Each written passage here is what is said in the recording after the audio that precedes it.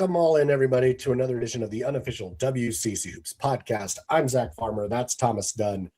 We got a number of things to get into as we go through this show. We'll be talking about, obviously, we'll preview the games that are happening today on Saturday in the WCC. We'll recap a little bit about what happened. Steve Kroner will be joining us in a little bit to talk about the matchup between St. Mary's and Santa Clara. So be sure to stick around for that. We'll talk to him about that. About a number of other things, including the news about Braden Huff being out for 4 to 8 weeks, and that we are going to start there. Before we get going, be sure to hit subscribe on YouTube, Spotify, wherever you are listening to the podcast. Give us the follow there and continue to follow us along all season long. Now, we are going to start with, of course, the big news, that being Braden Huff being out 4 to 8 weeks. Gonzaga announced this just last night before their game, or on Thursday before their game against Washington State. And obviously this is a big deal, because this, maybe not for the WCC necessarily, but when you think of their long-term outlook, this is a really damaging move, because this is going to test their depth. This is going to test this offense. This is going to put a lot more pressure on Graham Ike. A lot of moving pieces. Of course, we know they did well against Washington State, but this is not one to kind of understate how big this move is. It just caps their ceiling. I mean, there's really no bones about it. And I think you're gonna find that Gonzaga's have to reach into the well a little bit more, especially in those road games down the stretch at St. Mary's, at the Chase Center against USF, at Santa Clara. Yes, they can easily win those games. Like, let's not get that twisted, but still. Like this is a sequence that inherently caps the ceiling of what Gonzaga can do. Can they still find the best version of themselves without Braden Huff? That's a tough task, mainly because I think the biggest thing is his versatility. He stretches the floor so well for the size that he possesses, and the fact that that's like not going to be available. That's like such a big asset, because it helps Graham Ike like in terms of like compounding. So that compounds kind of the way the offense wants to operate, and it has to find different guys to continue to step up and stretch the floor, because you're just not going to replace Braden Huff in one go. It's got to be Steele Venters hitting threes, Tom Grant Foster getting efficient going downhill, like Davis Fogel trying to continue to get himself into the rotation and trying to be someone who can play with some of the force that he has shown so far in the season. But when it comes to the NCAA tournament, like that's what you mentioned. That's where it actually you can see that take shape, because yes, he's out 4 to 8 weeks, and under that timeline, he'd be back somewhere near the NCAA tournament. But that's one thing to say that he'll be back. It's another thing to have him actually feel like himself. You know, I think the mental recovery is just as big as the physical recovery. And at least for me, like some of the staunch pictures, and credit to Spokesman Review and Theo Lawson for getting them, like he's on crutches. Like it's not like he's returning to basketball activity already. So he's got a ways to go. And at least for me, this is something that caps Gonzaga's ceiling, and I'm intrigued to see how they try and make it up in a vacuum. Well, you mentioned Theo Lawson. Speaking of clips that he was able to get, we'll share the post-game clip of Mark Few kind of talking about just the news that was kind of even broken to their own team, because it wasn't like the squad even had that much time to kind of process what happened before they were able to play Washington State the other night. The last 24 hours. So, yeah, listen, we didn't have much time to feel sorry for ourselves. That's something that I'm very, very proud of this group.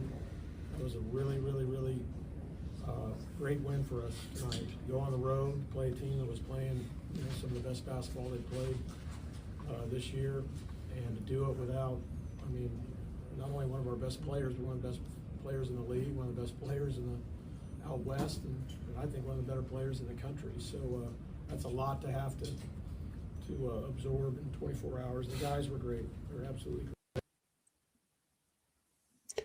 So, thinking about what this squad has had to kind of go through, it was a very tight turnaround. Less than 24 hours that they found out the news that Braden Huff would be gone for 4 to 8 weeks. Now, again, that timeline is a little bit of an interesting window, because 4 weeks kind of takes them to about that first week or so in February. Now, that could extend out to maybe when they have to go to Santa Clara. That's where that first marker might be, at Santa Clara on February 14th. might be the first marker. But if we're talking about 8 weeks, yeah, we're looking a little bit closer to March. And because obviously the WCC tournament is that first week, it's early on, got a full week kind of like more rest, whatever else. And because really honestly, between the end of the WCC tournament and the start of the NCAA tournament, it almost is a full 2 week gap between one and the next. So there might be a little bit more time for Braden Huff to kind of get back, but you're right. It's really about like how much can Gonzaga sustain throughout conference play, because I'm not concerned about them against the San Diegos, the Oregon States, the Pepperdines, obviously. Like, it's how much has this changed their fortunes against Santa Clara, St. Mary's, even San Francisco right now, who's starting to play a little bit better. These are teams that are going to, I think, push them a little bit more. And obviously they do have a test tonight, playing Seattle U at Climate Pledge Arena. And this was a game just a few weeks ago that was a challenge for the Zags at full strength. Now, I do think that Seattle is not going to get a Gonzaga team kind of caught on their back foot. This is not say like they've been backed into a corner, but they are definitely going to be a little bit, I think they're going to be sharper, especially on the defensive end, because I think if there's one thing that you can say about what's going to happen with this is that they're probably going to be a better defensive team without Braden Huff. You think about it, they'll probably have to go a little bit smaller. And we saw Jalen Worley kind of like playing that small ball 4 a lot more in that game. We did see Davis Vogel. He had 13 minutes in the game against Washington State, 5 points, 3 rebounds. You'd expect to kind of see him get a little bit more run as we go deeper, especially once they see teams like a Santa Clara, like a St. Mary's, who have a bit more size, because they're going to have to match that. Ismaila Diane is also going to be part of that as well. He also kind of missed. He also was limited the other night against Washington State. He had a bit of a knee injury and was questionable going into that one as well. They will need they will need him. They will need Fogel to be a little bit more on that front. Honestly, I don't know how they're going to use Steel Venters in that way. Like that, he also might want to be turned into a stretch 4 to an extent, just because they need the size on the floor to combat some of the lineups that they'll see in WCC play. But the offense is where we're going to see a difference. And that's just there's no way around that, because he is such an efficient scorer, especially in the paint. Like that little floater is automatic for Braden Huff. And you take that away, and that's something defensively that's going to be wildly different to when teams start to think about how they match up against teams. I mean, honestly, I was concerned with the St. Mary's game of how the hell St. Mary's was going to guard Braden Huff, because last year we saw that Paulos Morauskas really struggled with that matchup, and I wasn't sure if either Andrew McKeever or Harry Wessels would be kind of like be able to do that, because Huff is able to go inside and out, and he's so mobile. But without that presence there, I think this also puts St. Mary's in a more favorable position now to reclaim their regular season championship. Because now if I'm looking into the game in a few weeks in Spokane and there's no Braden Huff, I'm putting a lot more stock into the fact that St. Mary's might be able to go up there and get another win in what will be their final WCC appearance at the Kennel. Yeah, I mean, it just changes so many matchups, and I think the big thing for me is you mentioned offensively, and that's kind of the part I want to dive into a little bit more, because it's not he has gravity, and I think his gravity changes how you look at a guy like Graham Ike. And yes, Graham Ike, if the season ended today, yeah, he's my WCC Player of the Year pick, and I'm sure there wouldn't be too many qualms. I know there are other deserving nominees and such, but that would be my pick right now. But that changes how Randy Bennett, for example, can cover Graham Ike. If he wants to start off with Harry Wessels out there, but then run double big with Andrew McKeever, it's like, okay, well, maybe that's a thing. Andrew McKeever on the glass and Tom Grant Foster and Jalen Worley, Steel Venters are the ones that having to box him out. That's a tough task. That's a tough ask for anybody to do, let alone guys who are undersized. So I think it really changes the gravity of how teams can guard Gonzaga more than anything. And I look at, for example, in the recent Santa Clara game, Graham Ike goes wild. Braden Huff, relative to his standard, was a little bit quieter, but because he's out there and is such a threat, both from the float game, the mid-range, the 3, Now you kind of that space is constricted a little bit more, and it's not necessarily the biggest mismatch in the world. Yes, of course, the Zags have still really good players, borderline elite players, but it just fundamentally changes what the ceiling of this team is if he can't come back and even still be himself when he does come back, and just still, because it's one thing to feel like you're ready, it's another thing to insert yourself and have the offense be humming as it once was. So that's really my big thing. It's other teams will have a better quote unquote shot at them, but I think it just as much as it needs to be raised as a question of what do they look like once Braden Huff is ready to play, and is he mentally ready to play coming off that injury, and how it kind of looks back when you put him back in the system. Right. Grand scope of things, this isn't going to change much, I don't think, for the WCC. But yeah, their outlook for the tournament is where you start to have to kind of look. They'll probably, even if everything holds, they probably are going to end up a 2 or a 3 seed, even as we look right now. And at that stage, I'm not too concerned in game 1, even if Braden Huff is kind of getting up to speed against a 15 or 14 seed. Not really concerned about Gonzaga in those games. They know how to handle their business in round 1. It's when you start to get to those second game, third games, like, okay, now does Braden Huff look like he himself, or is he still trying to find that game speed again? So thinking about that, and they'll probably, and at least maybe the one benefit, I don't know if it's quite half benefit, silver lining, is that the Zags will have to play a different way for a while, and they could learn about a few different things, a few different tactics or whatnot that are going to be more beneficial against a different style of team that they might see in the tournament. So if there's anything to maybe look of like there's a tiny sliver of good news in here, it might be that it's like, okay, you can try some things out that maybe you wouldn't have been able to because you had both EK and Huff in that lineup, and now you're down to 1.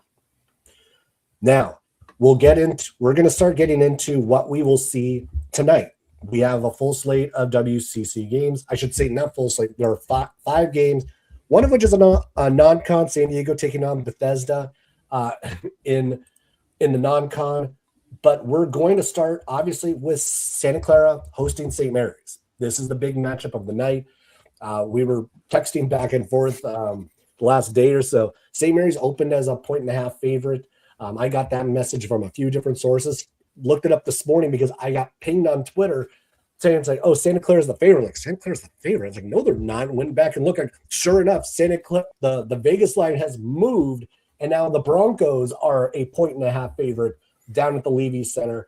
So everyone looks at this as being like, this is going to be an even matchup. This is going to go back and forth, and I think it's fair to think about what Santa Clara has already accomplished because we know what they are capable of on the high end. We also know that Santa Clara has the tendency to not show up against St. Mary's. Now, Santa Clara is 10-0 at home. St. Mary's has won 8 straight in this matchup. If you looking at this, I know, like, coming from the Santa Clara lens that you are, when you're considering what Santa Clara has done leading into this game, how are you feeling about the Broncos against the Gales? Well, I'd be lying if I said I wasn't surprised at the way this line has started and moved. For those of you who are intrigued by, just the betting lines and all that and how much you put stock into that. So I think the thing that stands out to me is these last 2+ years, the matchup has been more advantageous for the Broncos in Moraga. And again, they have not won in this matchup in a long time, but really since Matthias Toss was playing for St. Mary's, if you guys want to throw it back to how far that was. But at least for me, it's conspicuous. It almost leads me to think, is there something that they know that we don't right now going into this game? And I'm not, that's as much speculation as I'm going to throw in that direction, but it leaves me with an eyebrow raise more than anything, because look, you see the graphic on the lower third on screen right there. St. Mary's has won 8 straight, and I think it's the manner in which they've done so. So many games they've gotten up 20+ just by pure strangulation of Santa Clara. And I think of the last 2 games at the Levy Center, the 2024 game, the 2 days after the Broncos beat Gonzaga, St. Mary's goes on a 30-3 run. Okay, you beat Gonzaga, you're not focused, it happens. Not great. But the last year, St. Mary's, between the end of the first and through the lot of the second half, a 30-0 run. Just pure adulterated Gales basketball flying out throughout the Levy Center. And I mean, that's a combined 60-3 run that the Santa Clara has allowed over 2 seasons at the Levy Center. How are you supposed to win doing that? I forgot about that run, and it just pinged the memory of that game flow chart where just Santa Clara flatlined for like a full 10 minutes. How are you supposed to win that way? Yeah, I mean, they didn't score for 10 minutes. You can't win that way. So, look, this is before we even break down the matchup. You can't allow that type of run in this type of game like that. This is like, it just can't happen. And that's where the buck starts. Like, St. Mary's cannot be allowed to go on an infinite to nothing run against Santa Clara if the Broncos want to make this a thing. Because last year, the score doesn't represent how much of a just walloping that was. I think it ended up being like a 10 to 12 point game in the final score, but that's not how the game played out whatsoever at all. But I think the thing is about this specific matchup this year is that both teams are a little bit different compared to last year. And I think the reason I say that is because I continue to harp on that St. Mary's they're actually being led by their offense this year. And I know that St. Mary's fans have noticed that, but this is more of a reference for everybody else in the league who are going to be tuning into that game. It's not St. Mary's is going to hold you to 50 points. You're not going to get off more than 15 3-point attempts. It's St. Mary's is an efficient offense. They have several different guys who can beat you on any given day. Josh Denton is very composed. Mikey Lewis can shoot the ball, albeit coming off a cold streak, now starting to get himself together. They got very capable role players in Dylan Shaw, in Andrew McKeever, among others. And I know there are a bunch of guys that Zach's going to want to sing the praises of also in this matchup. Like, I think there's always one guy who you never see coming in this matchup, and at least for me, it's Liam Campbell. He's probably going to be the guy that I'm sitting here and looking like, yep, of course he's gonna make something happen, because Randy Bennett finds a way to make those types of players work out. So I look at that specific part of the Gales matchup, and they're going to be led with their offense. Broncos going to be continuing to try and make it a track meet, and I'm intrigued to see how successful they are in that front. I'm a little concerned about the paint size. Buki Aboye is tall, but he doesn't have the mass that Harry Wessels and Andrew McKeever has. He's had the foul problems throughout the season, been better as of late.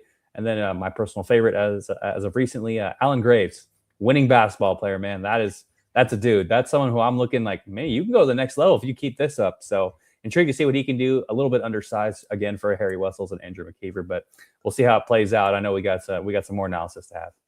Yeah, and the one thing I'll note is like Santa Clara's rebounding, I think, is maybe one of the bigger differences this year is that St. Mary's, while there's still like the margins are still there, there's still plus 11 on the rebounding front in WCC play, everything else. Santa Clara is the best offensive rebounding team in the WCC this year, at least by total number. Now we know like both teams play different pieces, everything else, so there's a part of a reason of the total of that. But I do think that there's clear focus in the offseason that Santa Clara's and a number of teams in the WCC said we have to be able to rebound the ball better because we get destroyed by both Gonzaga and St. Mary's on the glass. So we have to be able to do these things better.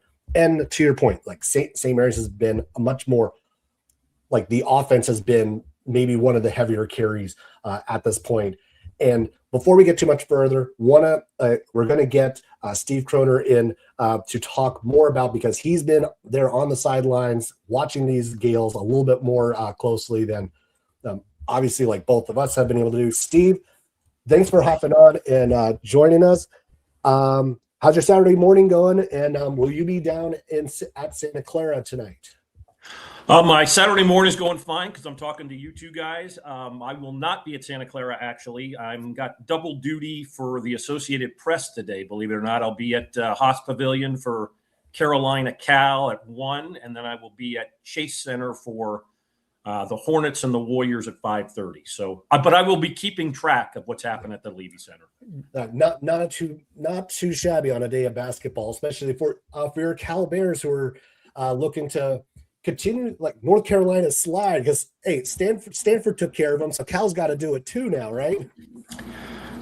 For Cal's dwindling NCAA hopes, I mean it's still the middle of January, but I certainly a win today would give Cal's dwindling NCAA hopes quite a bit of a boost. When you look at all this, I mean, for everyone tuning in, like this is a continued pillar of Bay Area sports media. You talk about his double duty today, still doing his work with the Gales. Steve, when you kind of look at this specific matchup, I think one of the things I've noticed from last year's St. Mary's team to this year's is that Paulus Morauskas is coming with a lot more force and leadership. It's not something where you almost have to worry about maybe where he is on a game-to-game basis? What have you noticed in terms of him growing the most? I know Randy Bennett cited his leadership on Tuesday when they were playing at USF, but what have you noticed? The biggest thing I've noticed, and look, Paulos Morauskas was an all WCC player last season. It wasn't as if he was chopped liver. He did have a few bad games, that being objective about it. But for the most part, look, the guy was an all-league player and deservedly so. I think that the thing I've seen him improve the most is, look, he does get a lot of isolations, both on the right side of the court and on the left side of the court. But particularly when he's on the left side, he's much more willing to find the open man. He's got games with 5-6 assists, which I don't think he did very often last season. Most of the time when it went to him on the block or on the corner, left or right, that ball was going up, and sometimes it was going in and sometimes it wasn't. This year, sometimes it's going in. More often than not, it's going in, but there's still a pretty good percentage where it's going back to Mikey Lewis or to Josh Dent, and they're hitting threes because Paulos has seen the double team and found the open man. I mean, Paulos is, I think that's a great observation, because like, you're right. It's like, it feels like that's part of his game that has changed from last year to this year. But we've also seen that kind of from other guys. I mean, obviously Andrew McKeever is one of the biggest kind of not necessarily surprised, but it's like how quickly he's kind of grown into the role and how much of a high IQ player he is.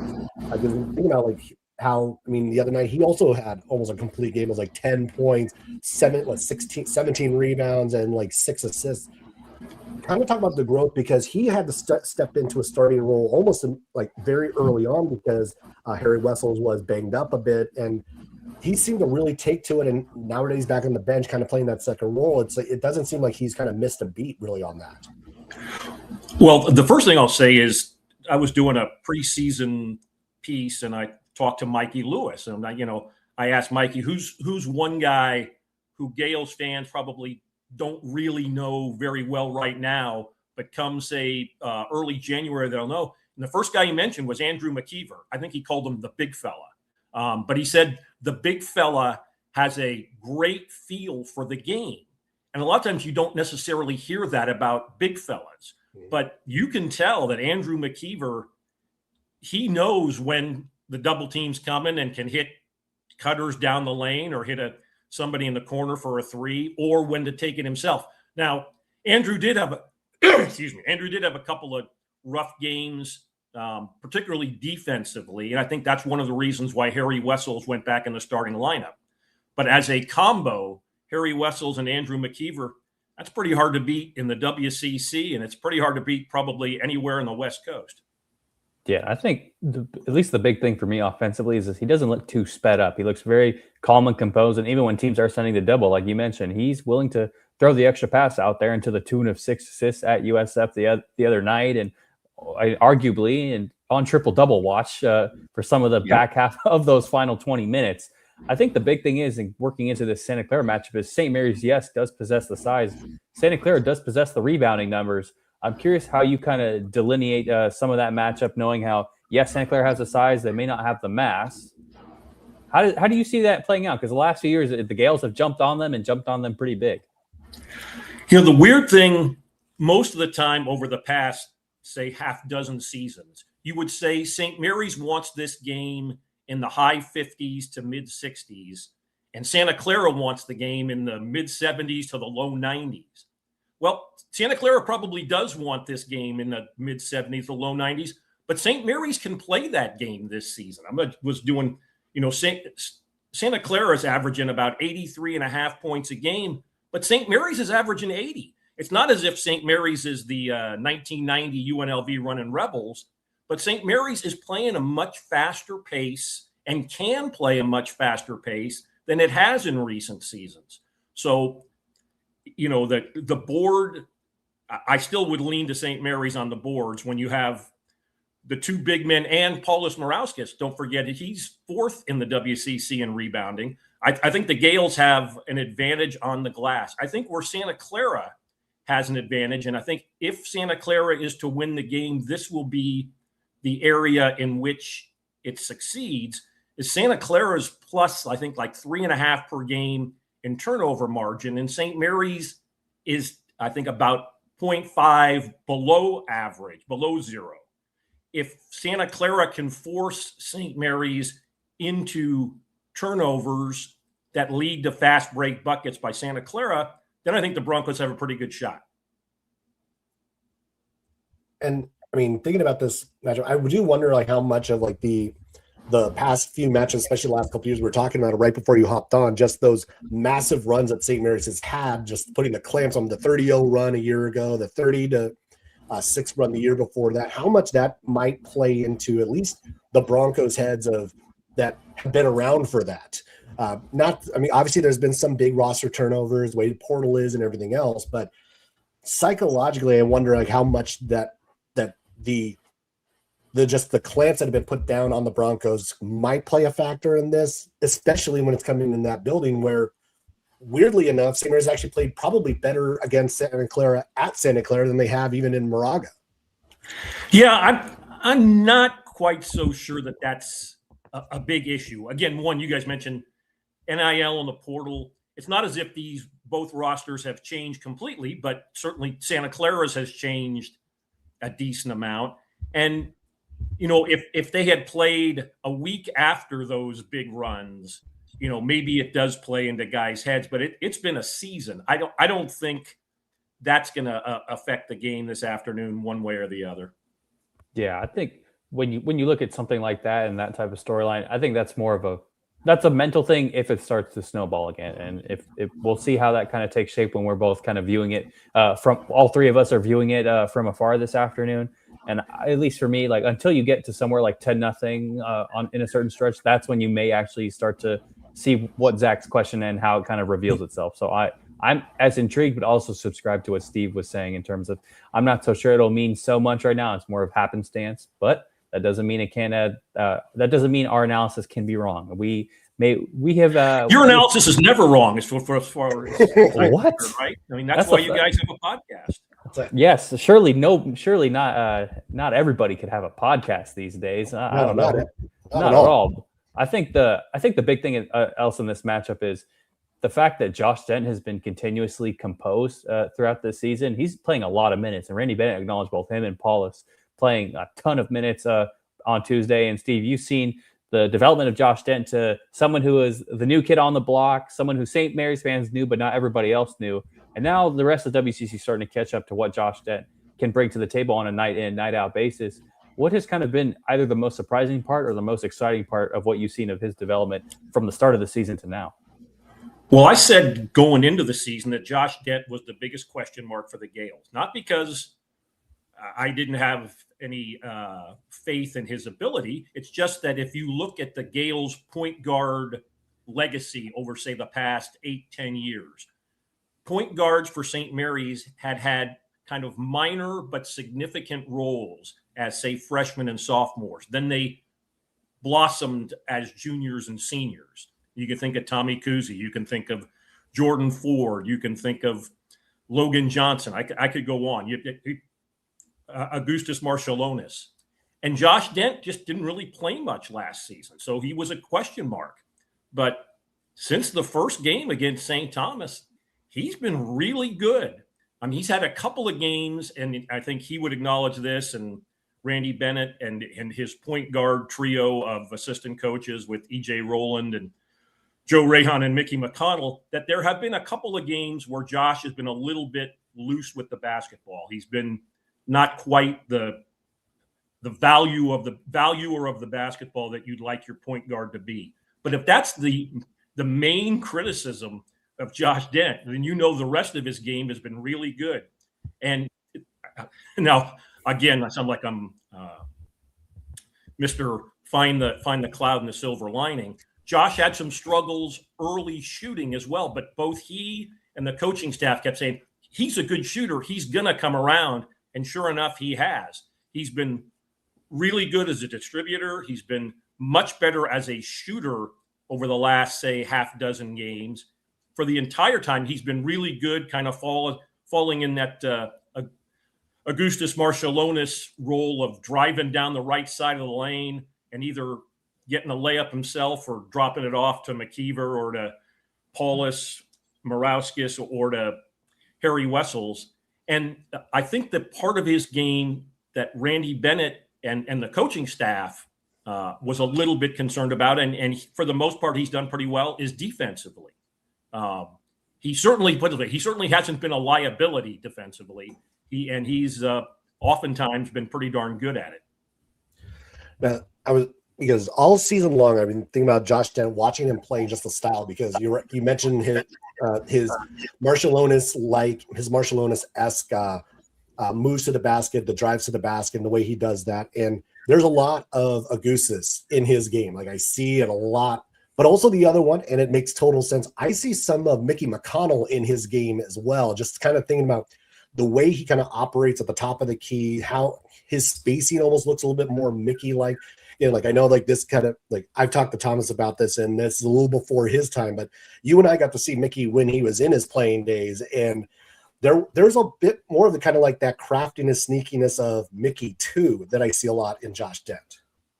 Yeah, both Mickey and Augustus, I think, are a little stronger than Josh. Josh is a little more wiry. But I'll say this, I think Josh has a chance to be a better three-point shooter. He's certainly a better three-point shooter than Augustus. As good a player as Augustus was and is, three-point shooting, you wouldn't say is his forte. Where Josh has shown the last, again, half dozen games that the talk about him being a good shooter is not wrong. He's got a really good three-point shot. So I think, and Mickey had a good three-point shot too. It was a little bit different than most guys' three-point shots. But yeah, I see a little bit of the resemblance between Mickey and Josh, and that's a compliment to both of them. Going back into the matchup this afternoon when St. Mary's heads down to face Santa Clara, I think Josh Dent is one of those X factors. But if you had to break down kind of what some of the keys are for the coaches and some of the other X factors you're looking for on both sides of the aisle, what kind of comes to mind, either in the primary in terms of the scoring column, who's going to do the dirty work, or some guys maybe that we aren't giving enough credit to going forward?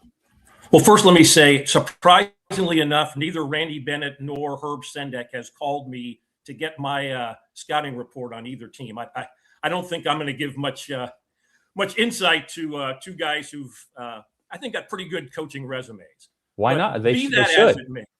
They should. Be that as it may. To me, it comes down to St. Mary's. Look, the game Tuesday night on the Hilltop. The two areas in which St. Mary's dominated are areas in which St. Mary's has dominated for most of the games this season. On the boards, and let's not forget, St. Mary's is leading the country in free throw percentage, 82%. So if you're Santa Clara and it's a close game and you've got to foul Mikey Lewis, well, he's shooting over 90%. You've got to foul Josh Dent. Well, he's shooting over 90%. You're going to foul Paulius Morauskas. He's shooting over 80%, and he's made some. I think he's made the most free throws. I'm pretty sure he's made the most free throws of anybody in the WCC, and he's top 5 in the country in that stat. So St. Mary's is looking for a game in which it dominates the boards, does enough offensively, and then gets fouled. Santa Clara, I think, again, can it force enough turnovers by St. Mary's to get easy baskets and not let St. Mary's really good half-court defense get set? Of course, I'm sure I'm wrong, but those would be the keys that I see. And even in the rarest occurrence, if you were, I'm not holding it against you. You've got your batting average in the Bay Area media landscape. You'll play. You'll be in the starting lineup day in, day out. The Venmo's in the mail. All right. Thanks a lot, Steve, for hopping on. Check out Kroner's Corner on smcgales.com. Some great stuff from Steve. Check him out there. And Steve, have fun over at Cal, North Carolina, and of course over at Chase Center tonight to catch the Warriors. Hopefully continue on their solid play, because the Warriors are definitely in a place where they need to play a little bit better, getting closer to April. They've played a little bit better in the last dozen games or so. So I will see that, and thanks for having me. Enjoy the rest of your day, gentlemen. Thanks, Steve. All right. So thanks a lot for Steve Kroner for hopping on. Great knowledge. Been doing color analyst for St. Mary's basketball for the last couple of years. Obviously, he's been covering the team for a long time.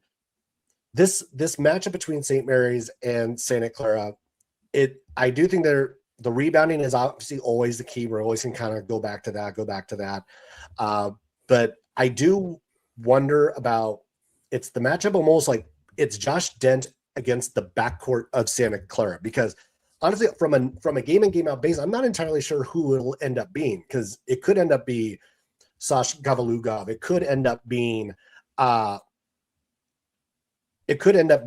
of the others. It could be Brendan Napper. It could end up being any number of guys. Like, this is the one thing I think that Santa Clara, we talked about it before, is like just how deep Santa Clara is at a number of positions. And it is one of the challenges of matching up with them, is I don't know who it's going to be on a night in, night out basis.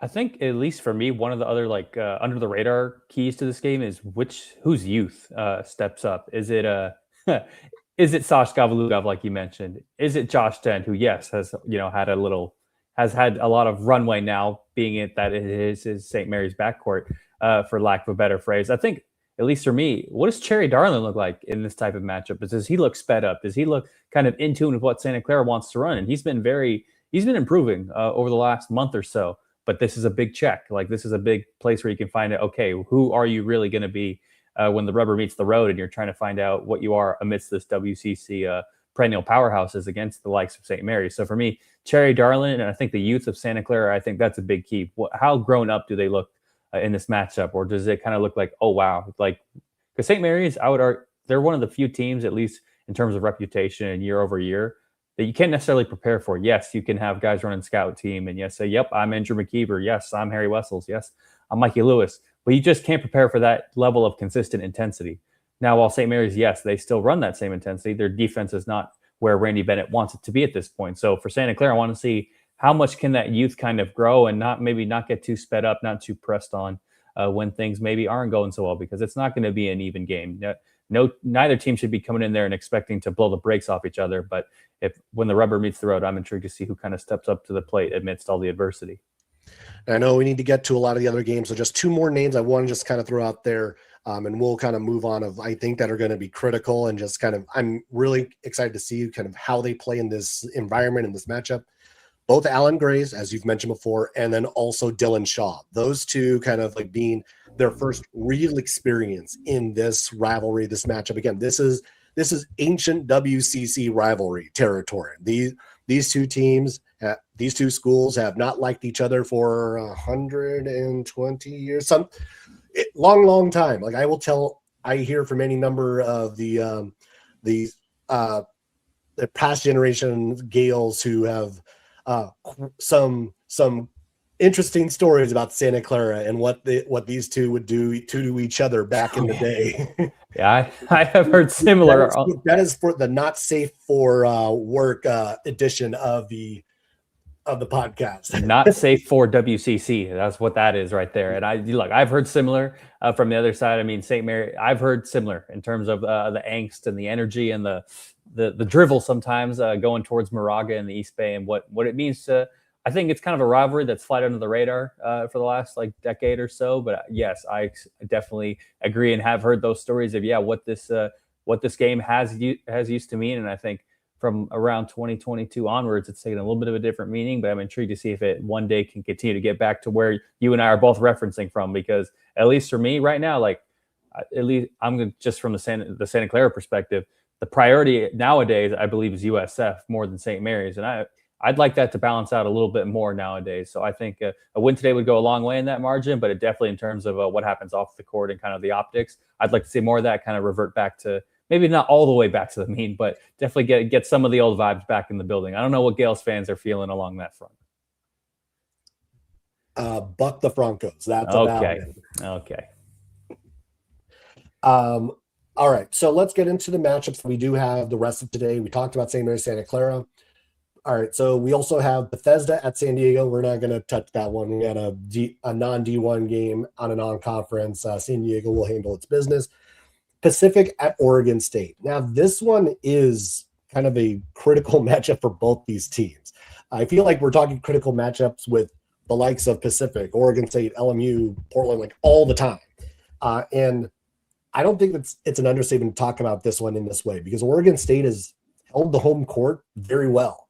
Like, they've played well at home. They've been able to handle their business for the most part. Pacific has not done so well on the road. Like, that's a team like Pacific defends the home court very well, but when they leave Spano Center, they have not played all that well. So thinking about this matchup, this is almost kind of like it's almost like looking in a mirror to an extent of what these two teams are at home and away. Thinking about, we need someone other than Elias Ralph and TJ Wainwright to show up for Pacific. Like, obviously, like Isaac Jack has kind of been one of the big catalysts for them. If he can have a big night, he can have a good game. I think that stands a good chance for Pacific to come out with a win. But if he's kind of held in check, if Oregon State can kind of slow him down and keep him off the glass, that almost feels like, as simplistic as it is, the key for Oregon State to be able to come out with a win.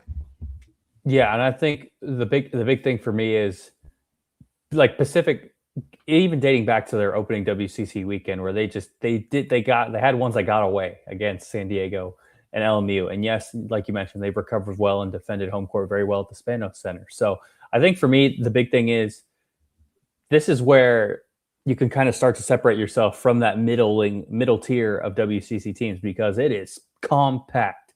And that's what we mentioned going into the season, that the kind of 5 through 10 slots automatically would be very compact, given the way the competition has kind of increased on a year-over-year basis. At least for me, Pacific, the two guys I want to look at, and you mentioned that they need more from a secondary approach, Jaden Clayton and Justin Rochlin. Those are the two guys, at least for me. It's what else can you give me? And Jaden Clayton has been pretty good distributing the basketball as of late, at least from my perspective. And I think that's someone where, if Oregon State can't contain the point of attack, that's someone who can get downhill, not only for himself, but you swing around for guys like Elias Ralph and TJ Wainwright. Because yes, Oregon State, a lot better at home this season, but definitely not infallible and definitely not invincible. And I mean, you look at the Beavers and the Beavers and Tigers, basically one and the same as per the graphic that you are putting up right there, or the lower third you're putting up right there, because I think the biggest thing is, you don't necessarily know what you're getting from Oregon State on any given basis. They had a resilient win against LMU, had a good win against Seattle U, but then you give it away when you look rough against Portland down the stretch. Pacific already beat these guys by 30. Like, let's we not forget that, over at the Spano Center not too far long ago. So I think for me, it's the biggest thing of who comes out and throws the first punch, because I think that's going to tell us a lot about the way this game will go. And that mute button. Yeah, I mean, you're right. The last time this was just a completely one-sided affair. Pacific won 84-53, but they have to be able to carry the momentum over get on that plane and head over to Corvallis to keep it going. Ralph had 24 points. He was 10 for 10 from the free throw line. We had Wainwright. Jaden Clayton did have a good game in that one, 15 points. The one thing in that one is that Oregon State really did not shoot well, 35% from the field. And we know the Pacific, for the most part, has been probably a better defensive team than they've been an offensive team. So that defense can carry. That'll obviously help a lot in this matchup. But we will see, because these two teams are almost mirror images of each other, because we have seen Pacific do great things at home and then just fall apart on the road. We've seen Oregon State do the exact same thing. They do great things at home and then fall apart on the road. So, I mean, on the surface, you would think that this is Oregon State's game, probably because of that home road problem that they both have. And it would then balance it out and everything else. But at the same time, it's like, you know what? I have a hard time fully buying into what Oregon State can do, because I've seen the bad. And I think that's one of just like the lack of consistency, the lack of kind of knowing who it's going to be on a night in, night out basis for other reasons. Like, I've talked about Santa Clara not knowing who it's going to be, but that's usually the Santa Clara reason is a good reason. The Oregon State reason, bad reason to not know who it's going to be on a night in, night out basis. So this one is just going to be, I could see this one turning ugly fast. And I don't mean like it's going to be a completely one-sided affair of like, I could see this one just being dragged into the mud and both these teams shooting about 40% from the field, and whoever gets to this might be a first to 70 wins game. Yeah, I can get behind that, and I would also that makes two of us now who'd be like, what Oregon State team is going to show up? Because you mentioned seeing the bad, I've seen the ugly. I mean, Santa Clara got on them from the jump and never let them get off the mat. I think you look at Pacific. I mean, they had a good effort at Santa Clara the other day, and I think yes, it's a 16-point loss in the scorebook, but anybody who watched the game kind of knows that the first 20 to 25 minutes were a lot different compared to the last 15. So kind of how much can Pacific harness it? And I think they kind of feel it, even though it's a whole different game and not many people think of it this way. They did just let one slip in the Pacific Northwest over to Portland not too long ago. That was one they had chances to close it out and they couldn't do it. So I think they're going to want redemption. It's on their mind after losing that game at Portland. And I think Oregon State equally as much will have redemption on its mind after getting shellacked over in Stockton. So I think it's gonna be an interesting one more than anything. I don't know that I can say it'll be a good one, but it'll definitely be an interesting one. Now the other big one of the other matchups today, Portland at LMU. I mean, these two ultimately, Portland. I mean, the other night, like losing the Pepperdine, I'm like, I know someone was eventually going to do it, and considering the way Portland had been playing, I was thinking it's not going to be them. It can't be them, and well, it's them. It was them. And this is kind of a get back game. They have to get right against LMU because that was not the version of the Portland squad we had seen over the last few weeks. Pepperdine did a really good job of containing Portland for the most part.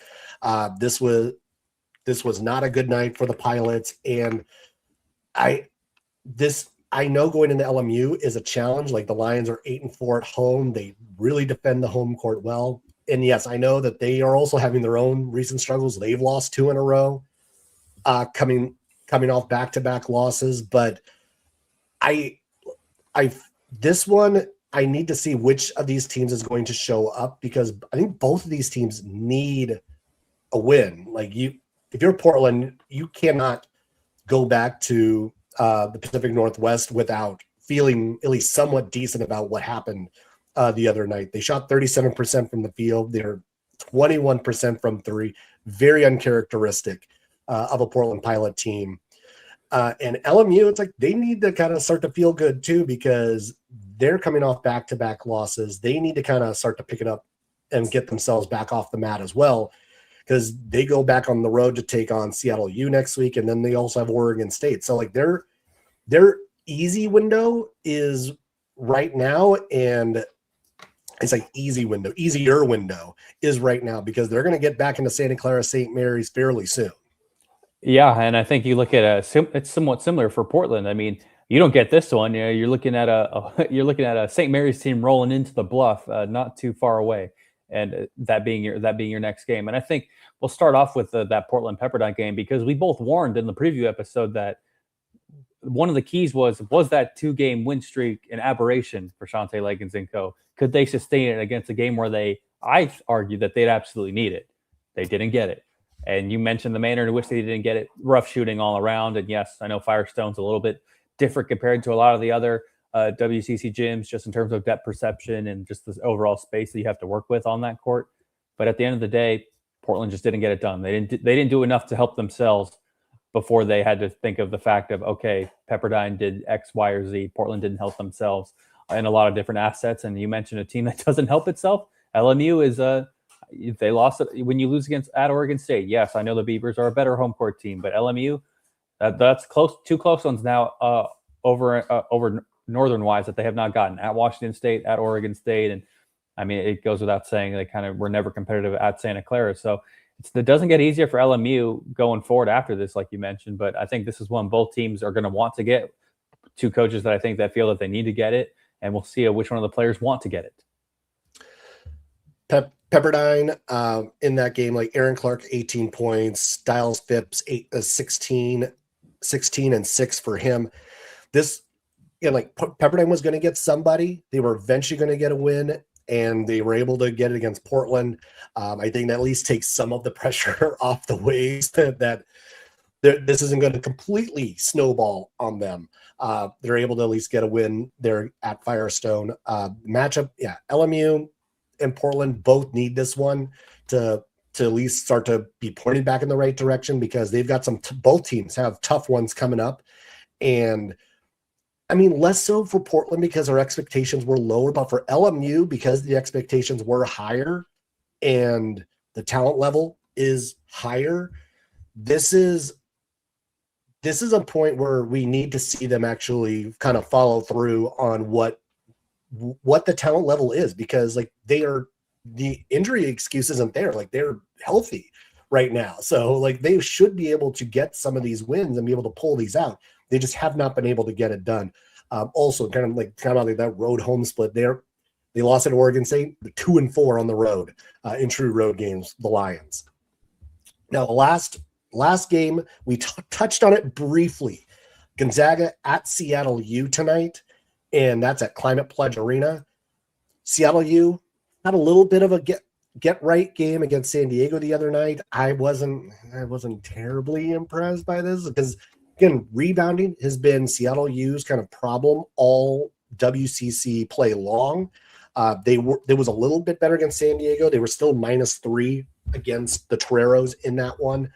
But they're going to have a better showing on the glass than they did against Gonzaga, because the Zags are not going to come into this game like on their back heels. They're not going to come in thinking that, oh, it's only Seattle U. They're wounded, and they are going to probably be on their P's and Q's. Mark Few is not going to come into this game. Like, I'm sure that they got an earful after the last matchup, and they're going to be reminded of everything they did wrong in that game, because I expect them to play like they did the last 6 minutes of that game from the jump. Yeah, I think I'm going to see a bigger sense of desperation from the Zags, because I think part of it is we're going to kind of feel Seattle U out. I think that was part of the process over at the Kennel, and then Seattle U threw a punch at them. They threw a punch at them. Gonzaga was woozy for a lot of that game, and then, like you mentioned, those final 6 minutes are kind of what stands out, and especially going into overtime and such, and kind of going away by the end when Seattle U ran out of gas. The offense kind of devolved into a little bit of a mess. But I think going into this game, I do expect the intensity and I think the desperation to tick up a little bit more for Gonzaga, because one, they know what Seattle U is capable of, and we both know what Seattle U is capable of, so they can win this. They can win this game. But three, we don't have Braden Huff, so we can't just sit here and say, "Yep, Braden Huff, Graham Ike, go bail us out." You have the size. We know Will Heimbrode's good, but still, you're better. Okay, now it's just Graham Ike. I'm intrigued to see what Chris Victor can do from a defensive standpoint, because it's easy for us to say, "Yep, you just let Graham Ike score all the points, try and cut off all the water," kind of similar to the first matchup, and hope the cards fall well. Or you say, "Okay, we're going to throw doubles at Graham Ike, force someone else to beat us," so on and so forth. It's easy for us to say that.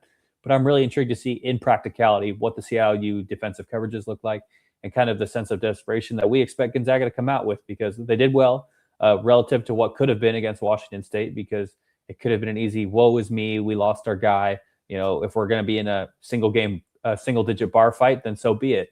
With the Cougars, and that didn't happen. Gonzaga was very forceful. They were very purposeful, I think, throughout the bulk of that game, and I think it's going to, at least for me, it should carry over towards Seattle U, but we'll wait and see. The one thing I'll say, like, Seattle U stayed in that game, got up in that game early because they shot the three well. They made 12 threes in that game, and that was what really kind of like held them in control of that game for as long as they did. And that's where I think it's the perimeter defense is going to be a key for the Zags. Like, they're going to remember that, like, oh, Braden Maldonado was actually like drilling threes. Not going to remember that John Christophilus was helping out there as well. That Jun Suk-Yo did not have a good game in that one, but someone they're very familiar with. They're going to make sure that he is going to be off his game as well. I know that Seattle U is going to try to throw some different things. I do see like the potential double team of EK coming, because it makes somebody else do it now that there's no Braden Huff. At the same time, like, I could see the defensive intensity turning even higher against Seattle this time around, just to kind of like almost take them out from the get-go. Because I think the one thing in that building at Climate Pledge Arena, you don't want the crowd to become a factor. Now, I do think that that's because it's in Seattle and in a bigger building. You're going to actually probably see a very large contingency of Zag fans who take over that building for that matchup. And I think that can't be kind of understated. Now, I will say the Zags have had their own struggles in that building over the years. And I know that that's a little bit of like some Zag fans will have that as a scary thought of like going into that building, whatever else. But they did break that this year. They did kind of like, they wiped that clean this season. And so going into there again, this is unlike some of the other teams that have played Seattle U who may be unfamiliar with that building and how to play in there. The Zags are very familiar with how to play at Climate Pledge. Yeah, and lest we forget, that was one of my keys going into the game when Seattle U played Washington. That does not apply here. And I think an under-the-radar storyline is you mentioned the Zag fans that are going to probably head out there, and I think they're probably going to have more Zag fans in the building simply because the Seattle Seahawks are playing. And I know that there's a lot of crossover between that consortium of fans, but Seahawks are playing a very intense playoff game in the divisional round against the 49ers, a hated division rival. I think a lot of casual fans may say, especially because the time was not moved.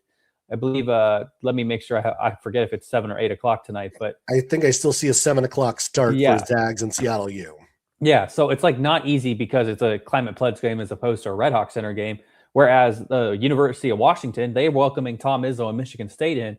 That tip time has been changed around from whatever the first one was to TBA now because they've been actively working around because they're on campus and saying, "Yep, this is what's going to happen." The game is now at 3 o'clock today, so at least for me. That, I think, plays a little bit of a role. The fact that Washington was a little bit more malleable compared to what Seattle U can bring. And I think it allows the casual fan, at least if they want to catch Tom Izzo's team for a little bit before the big game, they can go do that. So I think the storyline surrounding the city of Seattle, I think plays a little bit more into the hands of the Zags, at least from my perspective, from the outsider's view. And I think it will pay a load of dividends going forward. But I think I look at that defensive intensity for the Zags. I think that's going to be key 1, 2, and 3. I know Mark Few, Brian Michelson, they're all harping on it. So I'm intrigued to see how it plays out. It'll be a late one in the Pacific Northwest. Yeah, big sports day in Seattle. And so as we kind of wrap this up, as we start to kind of think about what today is going to be, because we're starting to see standing separation. We're starting to see the top 3 separate itself from everybody else because the dogfight is happening in the middle. We're seeing it on a night in, night out basis that kind of as we predicted, they're starting to eat each other alive in the middle. And I'm just kind of curious of like what's kind of like your thought as we kind of inch closer. We're middle of January.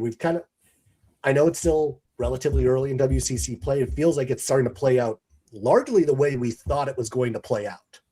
Yeah, and I think the big thing going forward, especially for that block of currently 4 through about 9 or 10 or so right now, is the theme will be clutch minutes because there are going to be so many close games, like whether on the road, at home, who can steal games against each other more than anything. Because like you mentioned, Gonzaga, St. Mary's, Santa Clara, they're separating themselves right now. And is there anyone that can punch above their weight and steal one? Like you think of the year of LMU that they beat Gonzaga, St. Mary's, and BYU in that 1 year. And you think of the years where I've always harped on Santa Clara. Yes, it's never been – the problem has never been the good wins that they can get. The problem is the flat tires. Can someone give Santa Clara a flat tire, for example? And that's a stealing a game, for example. I know USF and Santa Clara, that's a rivalry game, so that takes on a different connotation compared to some of the others. So for me, that's kind of how I view it. How do the clutch minutes play out, especially in games against each other, and who can find a way to steal one? All right, well, that'll wrap it up for this edition of the Unofficial WCC Hoops podcast. Thanks for all of you who have been watching on the live on YouTube, Twitch, Instagram. Thanks to Steve Kroner for hopping on and joining us to chat about St. Mary's basketball and the matchup with Santa Clara. Be sure to hit the subscribe button on YouTube, Instagram, Spotify, wherever you are listening. Follow along on social media at Unofficial WCC Pod. That's Thomas. I'm Zach. Thanks for watching, everybody, and we will catch you later.